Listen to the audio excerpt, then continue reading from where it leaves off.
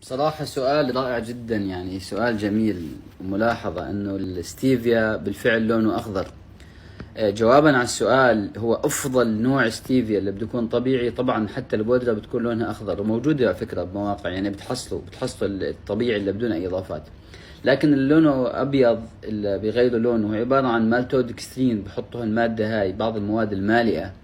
هي بتخفف من حلاوة الستيفيا، لأنه ستيفيا هو بصراحة بكون حلو جدا جدا الطبيعي، بكون قريب على طعمه مثل عرق السوس، وبكون في أحيانا بعض المرونة، لذلك بحطهم مع بعض المواد مالتوكسين وبعض مثل الأديثينول يعني بعض المواد المالئة هاي اللي ما بتأثر هي، وبظل آمن وبظل استعماله عادي وما في سعرات حرارية، ولكن بتخفف قليل من حلاوته وبتعطيه اللون الأبيض اللي بنشوفه. ولكن الأفضل اللي بده يحصل تماما، واللي بده ياخذ ستيفيا تماما بكاملها، يدور بمواقع موجود، يعني بس يدور بالمواقع بحصل ستيفيا اللون الاخضر تماما. ولكن للاطمئنان اللون الابيض مثل ما قلت لكم، بعض الاضافات اللي يعني ما بتاثر، ولكن بتخفف فوائد ستيفيا وبتخفف من الحلاوه تبعه. بس يعني هذا حسب ما درست عنه لحد الان. وبصراحه سؤال جميل، يعني خلاني راح ابحث عن الموضوع اكثر، وان شاء الله افيدكم. شكرا للسؤال.